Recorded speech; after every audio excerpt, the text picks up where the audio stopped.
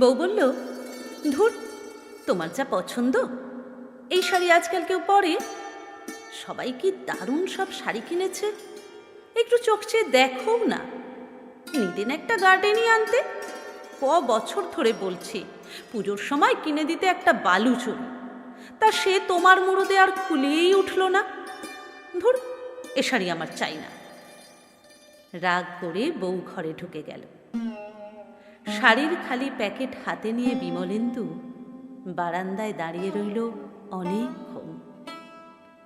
অফিসের সান্নালদার কাছে ধার নিয়েছিল 200 টাকা, তার সঙ্গে নিজের আরও 100 যোগ করে বউয়ের পুজোর শাড়ি কিনেছে। বউয়ের মন ভরেনি, মনটা তেতো হয়ে গেল বিমলেন্দুর। কেনার সময় ভেবেছিল শাড়িখানা হাতে পেয়েই লাফিয়ে উঠবে বউ, আহ্লাদে গলে যাবে। কিন্তু হঠাৎ রাগ চড়ে গেল মাথায়। ভেবেছোটা কি আমার কি পয়সার গাছ আছে? আমি কি পুলিশ না নেতা যে চাইলেই ব্যাগ ভর্তি টাকা? একটুও বুঝবে না, বেয়াক্কেলে মেয়ে মানুষ। রাগ করে চাটা না খেয়েই বিমলেন্দু বেরিয়ে গেল বাড়ি থেকে।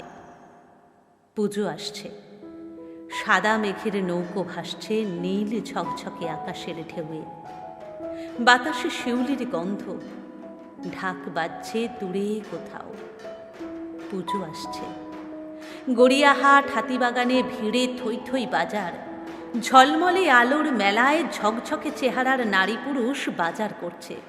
কি সব দামি শাড়ি!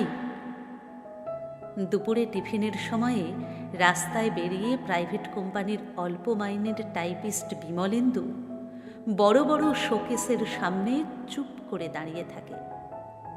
অসম্ভব সুন্দর সব শাড়িগুলোকে চোখ দিয়ে গিলতে থাকে। মনে মনে ভাবতে থাকে কেমন মানাবে তার বউকে ওই সব শাড়িতে।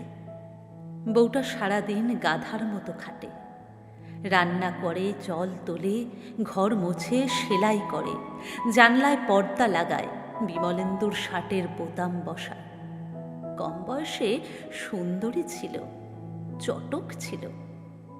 বিয়ের পর বিমলেন্দুর হাড় মাস কালি সংসারে ঢুকে কেমন যেন বুড়িয়ে গেছে। বিমলেন্দুর কষ্ট হয়। সপ্তমীর দিন সন্ধে পেরিয়ে বিমলেন্দু বাড়ি ফেরে। কাল থেকে 3 দিন টানা ছুটি। ঘরের ভেতর বউ মনে হয় সাজছে। চুড়ির আওয়াজ পায় বিমলেন্দু।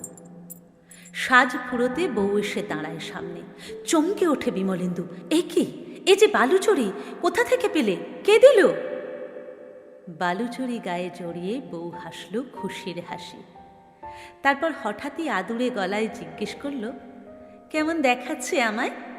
বলো না গো, মানায়নি? হতবাক বিমলেন্দু আবার জিজ্ঞেস করল, কে দিল? বালুচরি? বলো না, আমার মানায়নি? বিমলেন্দু মন্ত্রমুগ্ধের মতো বলল, অপূর্ব। পাশের বাড়ির রমা বৌদির শাড়ি, আমায় দিয়ে গেছে লন্ড্রিতে কাচতে দিতে। ওরা তো পুজোয় বেড়াতে চলে গেল সাউথ ইন্ডিয়া।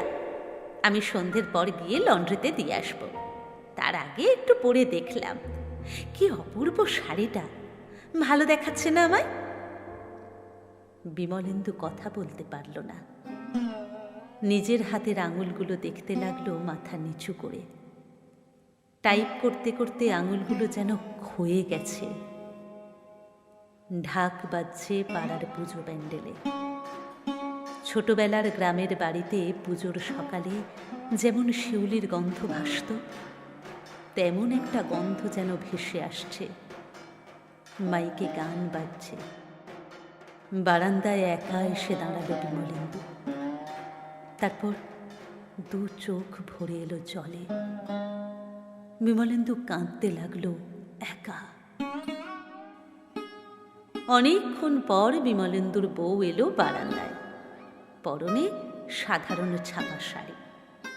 বিমলেন্দুর পিঠে হাত রাখল সুমিতা। তারপর হেসে বলল, কি গো, রাগ করেছ পরের শাড়ি পরেছি বলে?